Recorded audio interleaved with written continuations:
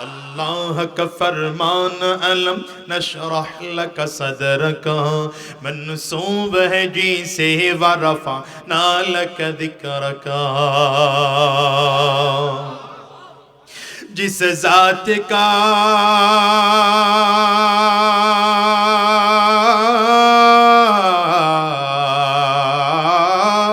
जिस जात का कुरान में भी जिक्र जली है, वो मेरा नबी मेरा नबी मेरा नबी है। बोले वो मेरा नबी मेरा नबी मेरा नबी है, वो मेरा नबी मेरा नबी मेरा नबी है। এই জন্য বলি, বলো যুবক, তুমি কোন দিক থেকে আমার নবীকে তুলনা করবে? বলো, যেই দিক থেকে আমার নবীকে তুলনা করবে সেই দিক থেকে আমার নবী শ্রেষ্ঠ। বলেন কোন দিক থেকে আপনি তুলনা করতে চান? সন্তান হিসেবে আমার নবীকে তুলনা করতে চান? রাহমাতুল লিল আলামিন, পৃথিবীর শ্রেষ্ঠ আদর্শবান সন্তান। বাবা হিসেবে আমার নবীকে তুলনা করবেন? রাহমাতুল লিল আলামিন, শ্রেষ্ঠ আদর্শবান বাবা। নাতি হিসেবে আমার নবীকে তুলনা করবেন? রাহমাতুল লিল আলামিন, শ্রেষ্ঠ আদর্শবান নাতি। জামাই হিসেবে আমার নবীকে তুলনা করবেন? রাহমাতুল লিল আলামিন, শ্রেষ্ঠ আদর্শবান জামাই। নানা হিসেবে আমার নবীকে তুলনা করবেন? রাহমাতুল লিল আলামিন, শ্রেষ্ঠ আদর্শবান নানা। শ্বশুর হিসেবে আমার নবীকে তুলনা করবেন? আমার নবী শ্রেষ্ঠ আদর্শবান শ্বশুর। স্বামী হিসেবে আমার নবীকে তুলনা করবেন? রাহমাতুল লিল আলামিন, শ্রেষ্ঠ আদর্শবান স্বামী। বন্ধু হিসেবে আমার নবীকে তুলনা করবেন? রাহমাতুল লিল আলামিন, শ্রেষ্ঠ আদর্শবান বন্ধু। স্বামী হিসেবে আমার নবীকে তুলনা করবেন? রাহমাতুল লিল আলামিন, শ্রেষ্ঠ আদর্শবান স্বামী। নেতা হিসেবে আমার নবীকে তুলনা করবেন? রাহমাতুল লিল আলামিন, শ্রেষ্ঠ আদর্শবান নেতা। আরে প্রেসিডেন্ট হিসেবে আমার নবীকে তুলনা করবেন? তো রাহমাতুল লিল আলামিন, গভর্নমেন্ট অফ মদিনার শ্রেষ্ঠ আদর্শবান প্রেসিডেন্ট। চিৎকার করে বলো আল্লাহু আকবার। দেখেন, নবীজি ইহুদির বাড়িতে কাজ করতেছেন। ইহুদির সাথে আমার নবীর চুক্তি হলো। ইহুদির সাথে আমার নবীর চুক্তি হয়েছে। কি চুক্তি? নবীজি কূপের ভেতর থেকে বালতির মধ্যে রশি বেঁধে কূপ থেকে পানি উঠিয়ে দিবে। এক বালতি পানি উঠিয়ে দিলে ইহুদি আমার নবীকে 2টা খেজুর দিবে। আপনারা এখনকার যুবক মানুষ চিনবে না, আপনারা মুরব্বী যারা আপনারা চিনবেন। আগের যুগে গভীর কূপ ছিল, টিউবওয়েলের ব্যবস্থা ছিল না, কুয়া। এই কুয়ার ভেতর থেকে বালতিতে করে পানি উঠানো লাগতো। এটা আবার মহিলারা ফুটায়া ঠান্ডা করে রাখলে মানুষ খাইতে পারত। এখন তো টিউবওয়েলের ব্যবস্থা হয়েছে, সাবমার্সিবলের ব্যবস্থা হয়েছে, কত আধুনিক। ওই যুগের কথা বলতেছি।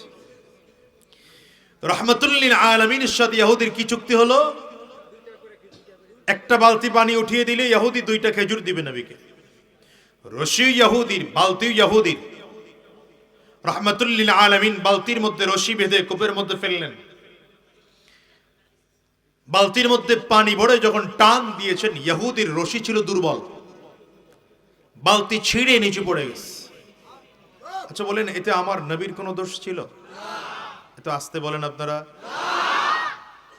ইহুদি এসে আমার নবীর গালে এক থাপ্পড় বসিয়ে দিচ্ছে। আরো জোরে বলেন। এখন আমার নবীর আখলাক দেখেন। আচ্ছা বলেন তো, আমার নবী যদি চাইতেন, পাল্টা থাপ্পড় দেওয়ার মতো শক্তি আমার নবীর ছিল না ছিল না? তো নবী কি করেছেন? আল্লাহু আকবার। থাপ্পড় তো দেই নেই, বরঞ্চ ইহুদির দিকে সামনে তাকিয়ে নরম মাটির মতো নরম হয়ে গেলেন নবী। ডেকে বললেন, চাচা রাগ করিয়েন না, বালতিটা উঠায় দেই। আরে সুবহানাল্লাহ বলেন। বালতিটা ইহুদি চিন্তা করে, এত গভীর কূপ, এর মধ্যে মুহাম্মদ কেমনে বালতি উঠায় দিবে? নবীজি হাত কূপের মধ্যে ঢুকাইছেন। আরে নবীজির হাত তো নরমাল কোন হাত না, ওটা তো মুজিজার হাত, রিসালাতের হাত, নবুয়তের হাত। হাত কূপের মধ্যে ঢুকেছে তো ইহুদি তাকিয়ে তাকিয়ে দেখতেছে হাত লম্বা হচ্ছে। নবীজির হাত লম্বা হতে হতে হতে কূপের নিচ পর্যন্ত পৌঁছে গেল। নবীজি বালতি সহ রশি সহ পানি সহ সব উঠিয়ে ইহুদির সামনে ধরিয়ে বললেন, চাচা এই যে আপনার বালতি। আচ্ছা এতটুকু হলেই তো শেষ ছিল নাকি? কিন্তু রাহমাতুল লিল আলামিনের এর পরের অভ্যাসটা আরো চমৎকার। এবার ইহুদির হাতটা নবীজি নিয়েছেন, দেন হাত দেন, হাত এভাবে করে নিয়ে হাতটা এমন করে মালিশ করতেছেন আর বলতেছেন, চাচা ব্যথা পেয়েছেন আপনি? আরো জোরে বলবেন না আওয়াজ। এটা আমার নবী, এই আখলাক আমার নবীর ছিল, এটা পৃথিবীর কারো দ্বারা সম্ভব না। চিৎকার করে বলেন আল্লাহু আকবার। वो मेरा नबी मेरा नबी मेरा नबी है, वो मेरा नबी मेरा नबी मेरा नबी है। बोलें, वो मेरा नबी मेरा नबी मेरा नबी है, वो मेरा नबी मेरा नबी मेरा नबी है। कष्ट है वो जिसके लिए महफिल कौनैन सजी है, फिरदौस से बड़ी जिसके वसीले से बनी है। वो हाशिमी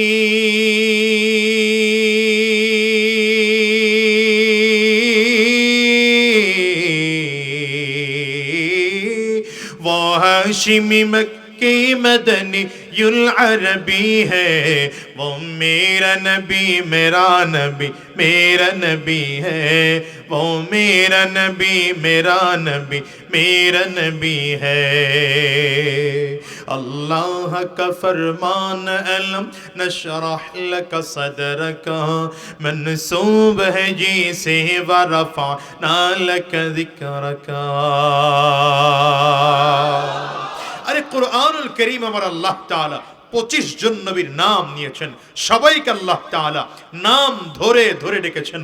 আদম আলাইহিস সালাম কে আল্লাহ কুরআনে ইয়া আদম বলে ডেকেছেন, নূহ আলাইহিস সালাম কে আল্লাহ কুরআনে ইয়া নূহ বলে ডেকেছেন, দাউদ আলাইহিস সালাম কে কুরআনে দাউদ বলে নাম ধরে ডেকেছেন, আইয়ুব আলাইহিস সালাম কে কুরআনে নাম ধরে ডেকেছেন, ঈসা আলাইহিস সালাম কে কুরআনে আল্লাহ নাম ধরে ডেকেছেন। কিন্তু আমার নবীকে আল্লাহ তাআলা কুরআনের কোথাও নাম ধরে ডাকেন নাই, ডেকেছেন তো আলাদা উপাধি দিয়ে।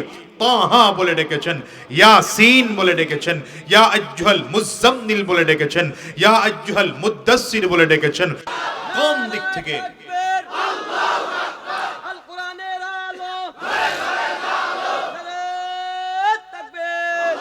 কোন দিক থেকে আমার নবীকে তুলনা করতে চান বলেন?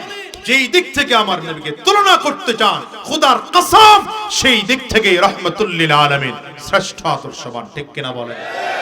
আজকে আমার দেশের সন্তানেরা নবীর আদর্শ ভালো লাগে না, এরা ইংরেজদের কাছ থেকে আদর্শ খুঁজে। কথা বলে না কেন? কত জোরে বলেন? ইংরেজদের কাছ থেকে আদর্শ খুঁজে। আমার নবীর আদর্শ তাদের কাছে ভালো লাগে না। মুসলমানের সন্তান নবীজির আদর্শে মাথায় চুল রাখতে চায় না। মুসলমানের সন্তান নবীজির আদর্শওয়ালা সুন্নতি পোশাক পরতে চায় না। মুসলমানের সন্তান নবীজির আদর্শ অনুযায়ী পারিবারিক জীবন চালায় না। মুসলমানের সন্তান নবীজির আদর্শ অনুযায়ী সামাজিক জীবন চালায় না। মুসলমানের সন্তান নবীজির আদর্শ অনুযায়ী সামাজিক জীবন, পারিবারিক জীবন, রাষ্ট্রীয় জীবন, সিরাত সুরত চালায় না। ও ইংরেজদের কাছ থেকে, ইহুদির কাছ থেকে, খ্রিস্টানদের কাছ থেকে আদর্শ ধার করতে চায়। খোদার কসম তোমার নবীর আদর্শ পৃথিবীর শ্রেষ্ঠ আদর্শ। কি কথা বলেন না কেন? তোমার নবীর আদর্শ পৃথিবীর শ্রেষ্ঠ আদর্শ। দেশ চালাতে গিয়ে এরা শুধু বারবার ইন্ডিয়ার দিকে দৌড়ায়, আমেরিকার দিকে দৌড়ায়। কেউ তো আমেরিকার টান টানে, কেউ ইন্ডিয়ার টান টানে, কেউ অমুকের টান টানে, তমুকের টান টানে। সব বাদ দাও, দেশ চালাও তো নবীর আদর্শে চালাও। আস্তে বলে কে হুজুর, খালি খেয়াল করবেন। দেশ চালাও তো কার আদর্শে চালাও? মদিনা ওয়ালার আদর্শে চালাও। আল্লাহু আকবার চিৎকার করে বলো। যদি মদিনার আদর্শে ইসলাম অনুযায়ী দেশ চালাতে পারো, খোদার কসম এই দেশটাতে বৈষম্য বিরোধী আন্দোলন করার জন্য আমার ছাত্র ভাইদেরকে রাস্তায় নামতে হবে না। সুযোগ যেহেতু এসেছে, আগামীর দিনে দেশকে ইসলাম কায়েম করার জন্য, কোরআনের পক্ষে, ইসলামের পক্ষে থাকার জন্য তৈয়ার আছো কারা কারা? তৈয়ার আছো কারা কারা? দুই হাত উঁচু করে আল্লাহকে দেখাও।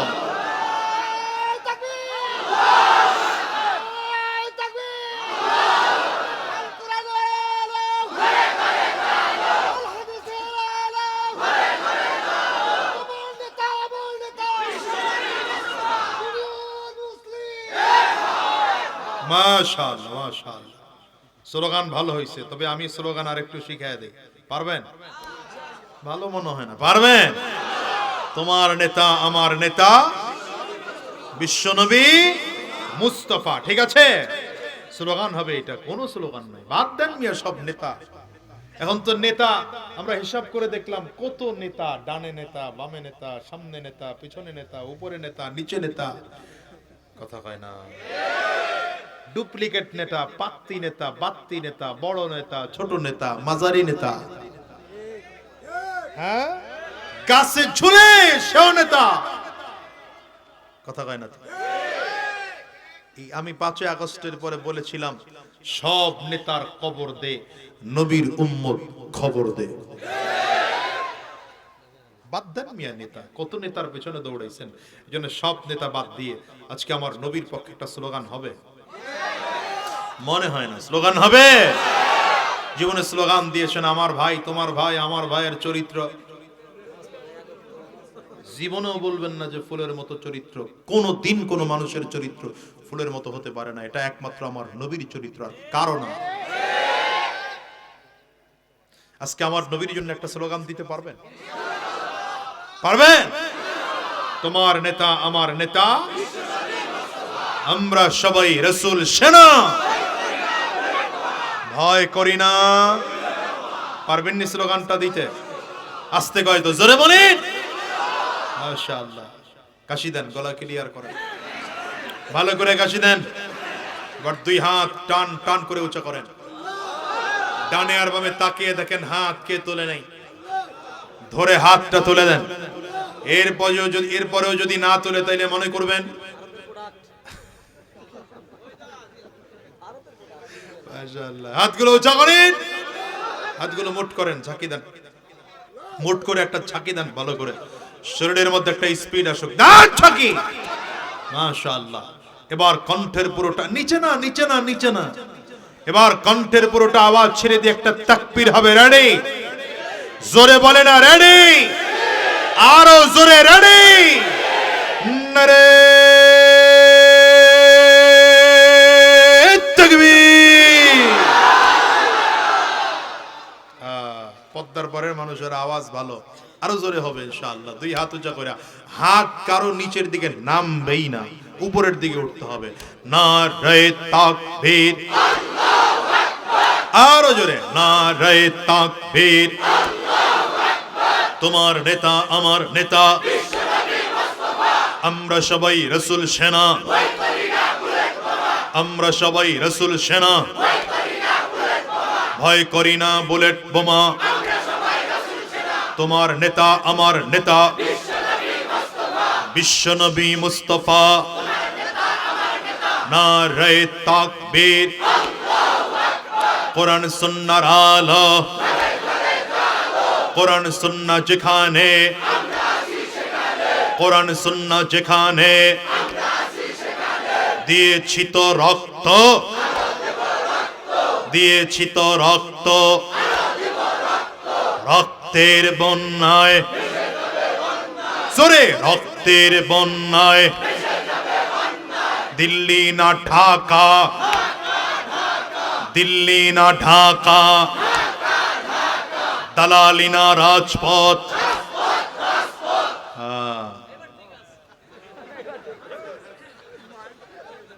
ঠিক আছে ইনশাআল্লাহ।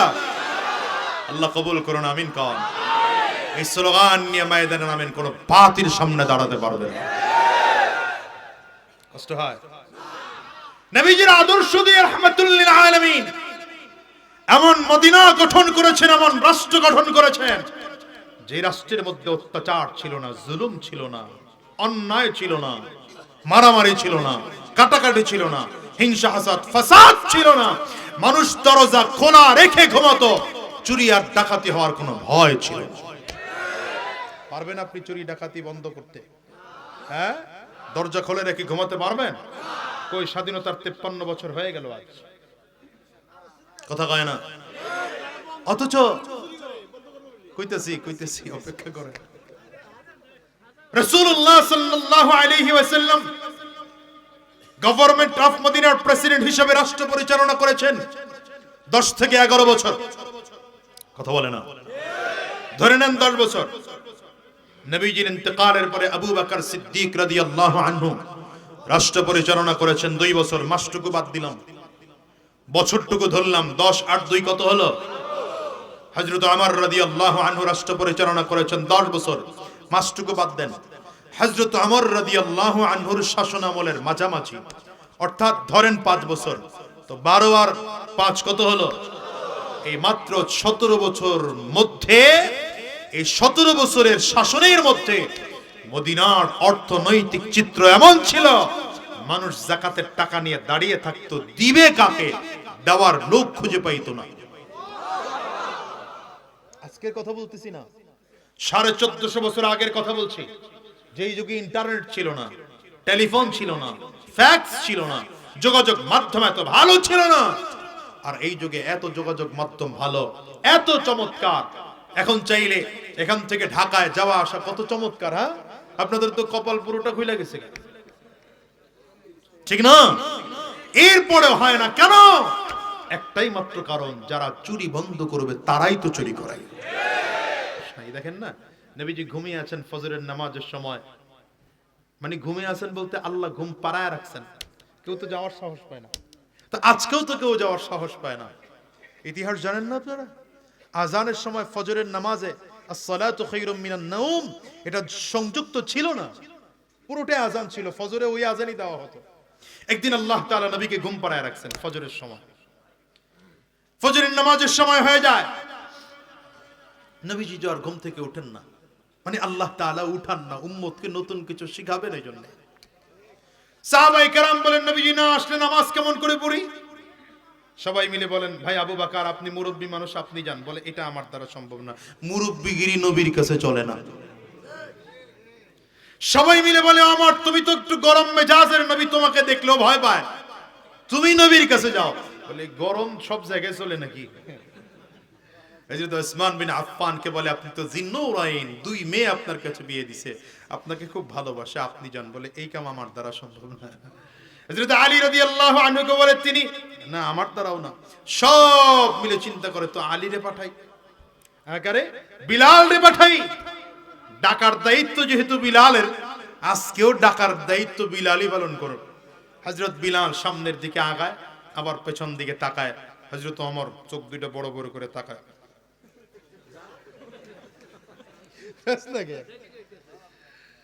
আল্লাহ, হযরত বিলাল গিয়েছেন নবীজির দরজার সামনে গিয়ে দাঁড়ায় আছে। কি বলে ডাক দিবেন নবীকে? আরে আদব, আল্লাহু আকবার। আদব যতদিন ছিল ততদিন মুসলমানের মধ্যে মুসলমানিত্ব ছিল, আদব নাই, মুসলমানিত্ব নাই। এখন তো বেয়াদব এমন হয়ে গেছে, নিজে সিগারেট খায়, হুজুরের দোয়া খাওয়ায়। নাই আমার একটা সময় এমন ছিল, আলেমের সামনে বিড়ি ধরাবে তো দূরের কথা, বিড়ি খাইলেও 2-4 জন একা একা গিয়ে খাইতো। আমাদের ছোটবেলায় দেখেছি, মা বোনেরা রাস্তা দিয়ে চললে যদি দেখছে কোনো পুরুষ আসতেছে, আলেম না খালি পুরুষ আসতেছে, তো মহিলা এক সাইডে গিয়ে দাঁড়াইতো, রাস্তার থেকে নেমে ক্ষেতের মধ্যে কোলার মধ্যে গিয়ে দাঁড়াইতো। আর এখন মার্কেটে ঢুইকা ধাক্কা দিয়ে আবার হাত ধরে কয় সরি।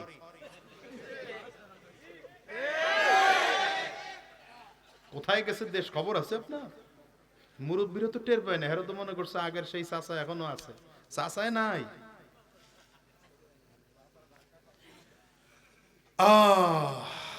রাগ করতেছেন আপনারা? কিছু কথা বলতে মনে চাইতেছে আর কি, জন্য বলতেছি। আপনারা যদি বেশি বিরক্ত হন খালি বইলা দিয়েন, সংক্ষিপ্ত করে দেন। হযরত বিলাল নবীজির দরজার সামনে দাঁড়িয়ে আছে, কি বলে ডাক দিবে নবীকে? নবীজিরে যদি বলে, হুজুর ঘুম থেকে উঠেন, হয় না, এটা ডাক দেওয়া যায় না নবীকে, এভাবে বেয়াদবি হয়। কারণ আল্লাহ তাআলা কোরআনে বলেছেন, লা তারফাউ আসওয়াতাকুম ফাওকা সাওতিন নবী, নবীজির সামনে যেন নবীজির আওয়াজের থেকে তোমাদের আওয়াজ বেশি না হয়। এটা এতটা আদব করে আল্লাহ তাআলা সাহাবায়ে কেরামদেরকে চলতে বলেছেন। এখন নবীকে কেমনে ডাক দিবে? হুজুর নামাজের সময় যাইতেছে গা, তাও তো ডাক দেওয়া যায় না, কি বলে ডাক দিবে? হযরত বিলাল ওখানে দাঁড়ায় আছে, হঠাৎ করে চিন্তা করছে, মাথার মধ্যে ঢুকলো, তো দরজার সাথে মুখটা লাগায় দিয়া ডাক দেয়, আসসালাতু খায়রুম মিনান নাওম। একবার ডাক দিয়ে চিন্তা করে, যদি না উঠে, আওয়াজ জোরে, আসসালাতু খায়রুম মিনান নাওম।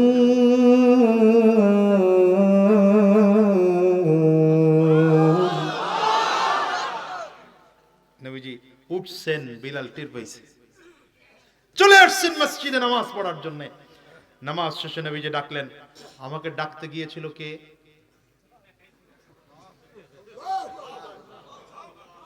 হযরত বিলালের চোখ দিয়ে পানি পড়তেছে, বসা থেকে দাঁড়িয়ে গেছেন, হুজুর আমি গিয়েছিলাম, হুজুর আমি যাইতে চাই নাই, আপনার সাহাবীরা জোর করে পাঠিয়েছে। নবী বলেন, গিয়েছো ভালো, কিন্তু বিলাল এই শব্দ তোমাকে শিখাইলো কে? আসসালাতু খায়রুম মিনান নাওম, নামাজের, ঘুমের থেকে নামাজ ভালো। আরে চমৎকার কথা, বলেন নাই হুজুর ঘুম থেকে উঠেন, হুজুর নামাজের সময় যায়, হুজুর নামাজ পড়বেন না, এমন কিছুই না, ডাইরেক্ট কথা, ঘুমের থেকে নামাজ ভালো। আরে এই কথা তোমাকে শিখালো কে? হযরত বিলাল বলেন, হুজুর হঠাৎ করে আমার মাথায় চিন্তা চলে আসলো, কি বলে আপনাকে ডাকবো, দেখলাম যে এটা মুখ থেকে বের হয়ে গেছে। নবী বলেন, তুমি মুখ থেকে বের করো নাই, আল্লাহ তোমার জবান থেকে বের করে দিয়েছে। যাও বিলাল, আগামীকাল ফজরের নামাজ থেকে যতদিন ফজরের নামাজের আযান দিবা, আযানের সাথে শব্দ দুইটা সংযোজন করে নিবা। এটা হচ্ছে আদব। এখন নবীজি বিচারে বসছেন, তার বংশের মেয়েকে হাত কেটে দেওয়ার বিচার। তো এটা যদি হয়ে যায়, মদিনায় বদনাম হবে। কেমন করে নবীকে বলা যায় যে হুজুর বিচারটা একটু কমায় দেন? কেউ নবীজির সামনে যেতে সাহস পায় না। কি করবে? সব সাহাবায়ে কেরাম মিলে পরামর্শ করেছে। নবীজির একজন নাতি আছে, উসামা। এ কোন উসামা? যায়েদ ইবনে হারেসা রাদিয়াল্লাহু আনহুর ছেলে, নবীজির পাল্লক ছেলে যায়েদ ইবনে হারেসা। নবীজি হাসান হুসাইন রাদিয়াল্লাহু আনহুমাকে যতটা মহব্বত করেন, এই উসামাকেও ততটা মহব্বত করেন। কারণ এই যায়েদ ইবনে হারেসা এমন এক মানুষ যাকে নবীজির কাছে নিয়ে আসা হয়েছে রাহমাতুল লিল আলামিন। আল্লাহু আকবার বলেন। নবীজি এত আদর আর মহব্বত আর ভালোবাসা দিয়ে ভরিয়ে রেখেছেন যায়েদ ইবনে হারেসাকে। বাবা আর মা নিতে এসেছে, যায়েদ ইবনে হারেসা কয়, তোমাদের বাড়িতে সব আছে, মুহাম্মদ নাই তো, নবী নাই তো, আমি যাব না। আল্লাহু আকবার। লাকাদ কানা লাকুম ফি রাসূলিল্লাহি উসওয়াতুন হাসানা। রব্বে কারীম এজন্য বলেন, ওয়া ইন্নাকা লাআলা খুলুকিন আযীম।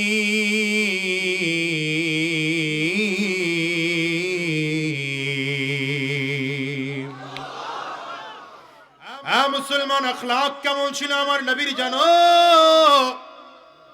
আম্মা জান খাদিজাতুল কুবরা রাদিয়াল্লাহু আনহা গোলাম বাজার থেকে কিনে নিয়ে এসেছেন।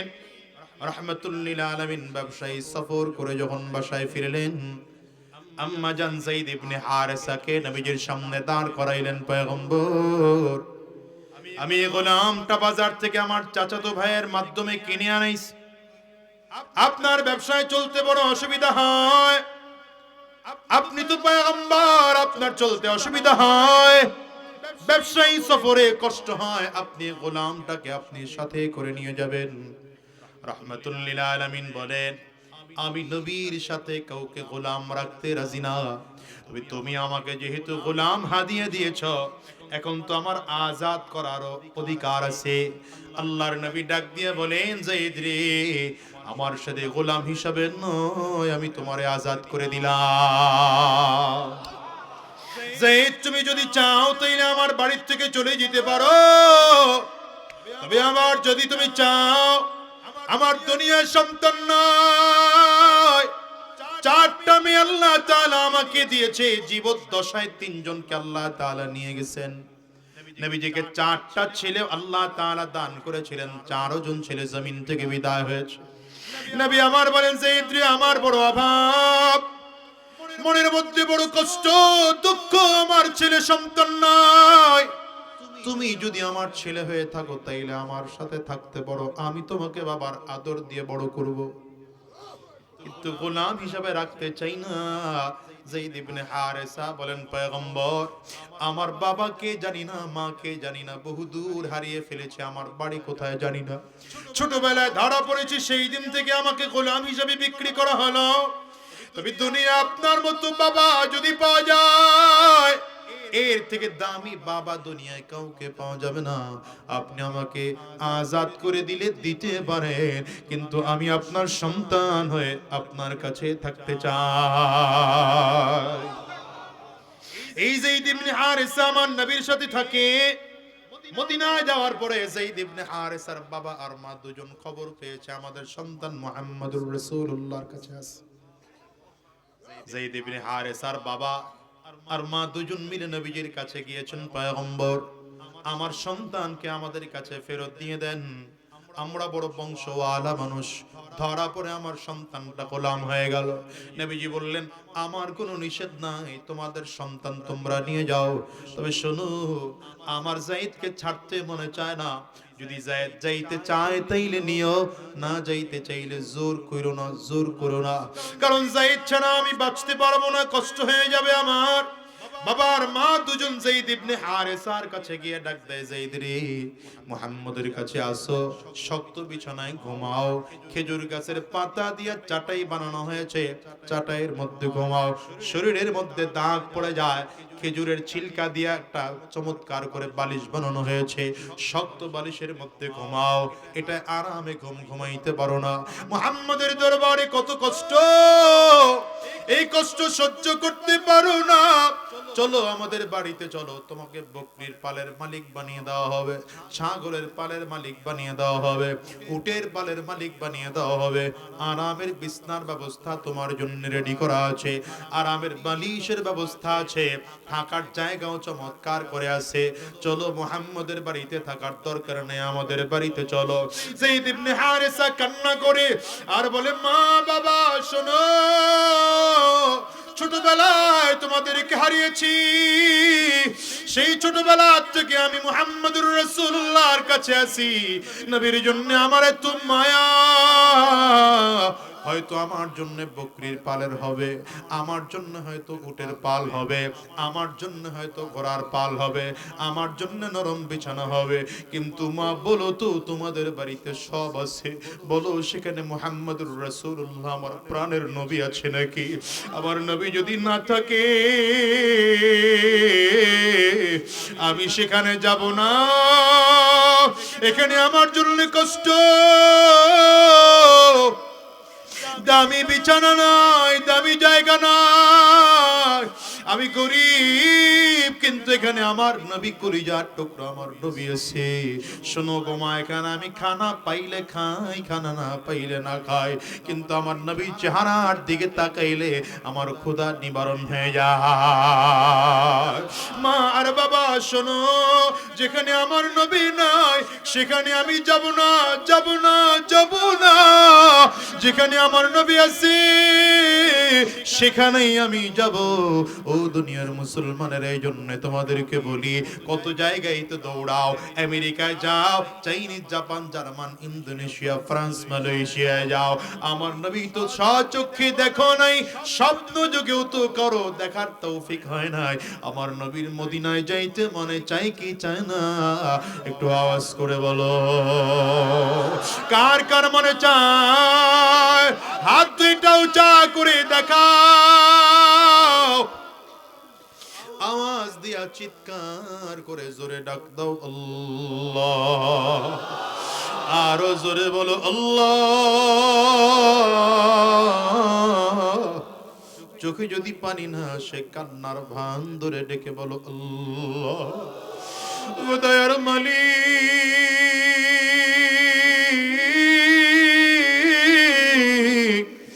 আয় আল্লাহ, যতজন তোমার গোলাম আমরা হাত উঁচু করলাম, জীবন একটা বার হলেও নবীজির রওজা না দেখাইয়া, কাবা তাওয়াফ না করাইয়া জমিন থেকে নিও না, নিও না। চিল্লা আওয়াজ করে বলো আমিন। মনের মাধুরী মিশিয়ে হৃদয়টা উজাড় করে করে বলো, মনে বড় আশা ছিল। দিল থেকে বলো, দিলটা উজাড় করে বলো। মালিক চাইলে কবুল করতে সময় লাগে না। বলো, মনে বড়।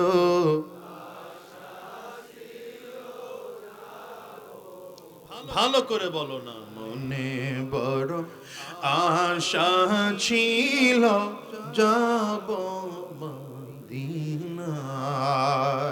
সালাম আমি করব গিয়ে, কও সালাম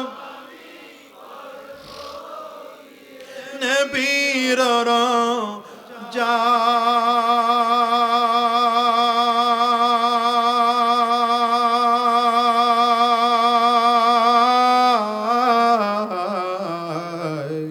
মনে বড় আশা ছিল যাব মদিনায়, মনে বড় আশা ছিল।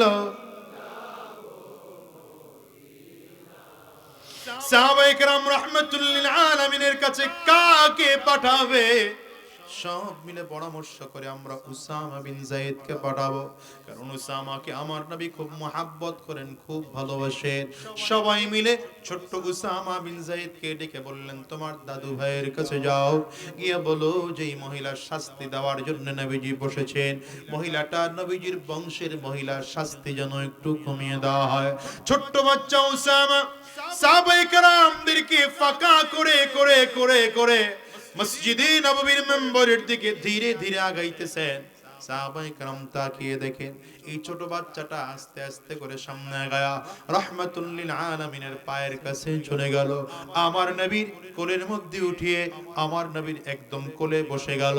নবীর পেটের সাথে উসামা পেট লাগায়া দিয়া সিনার সাথে সিনা মিলাইয়া নবীজির কানের কাছে মুখ লাগিয়ে দিয়ে ডাক দেয়, দাদু ভাই, যে মেয়ের বিচার করার জন্য বসেছো তার চুরির অপরাধে তো হাত কেটে দেওয়ার কথা, কিন্তু মহিলাটা তোমার বংশের মহিলা, শাস্তিকে একটু কমায় দেওয়া যায় না? যদি কমায় দাও তাইলে তোমার বংশের বদনাম কম হতো। কথা বলতে দেরি হয়, রাহমাতুল লিল আলামিনের চেহারাটা লাল হয়ে গেল, চক্ষু দুটো আগুনের দোলার মতো হয়ে গেল।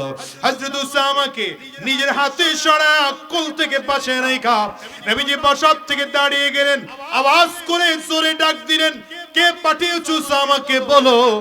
এই সাহস তো উসামা পায় নাই, কে পাঠিয়েছো উসামাকে? এবার রাহমাতুল লিল আলামিন বলেন, ওয়াল্লাহি লাউ সারাকাত ফাতিমাতা বিনত মুহাম্মদ লাকাতাতু ইয়াদাহা। আমার বংশের মহিলার হাত কাটার ব্যাপারে সুপারিশ করতে আমার কাছে পাঠিয়েছো। শোনো, আল্লাহর কসম, আমার বংশের মহিলা হাত দূরের কথা, আল্লাহ না করুক আমার মেয়ে ফাতেমাও যদি চুরি করে ধরা খাইতো, আমি নবী আমার ফাতেমার হাত কেটে ইসলামের বিধান কায়েম করে দিতাম।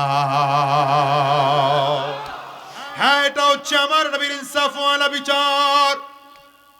কার কাছে গেলে এই ইনসাফওয়ালা বিচার পাইবারে যুবক?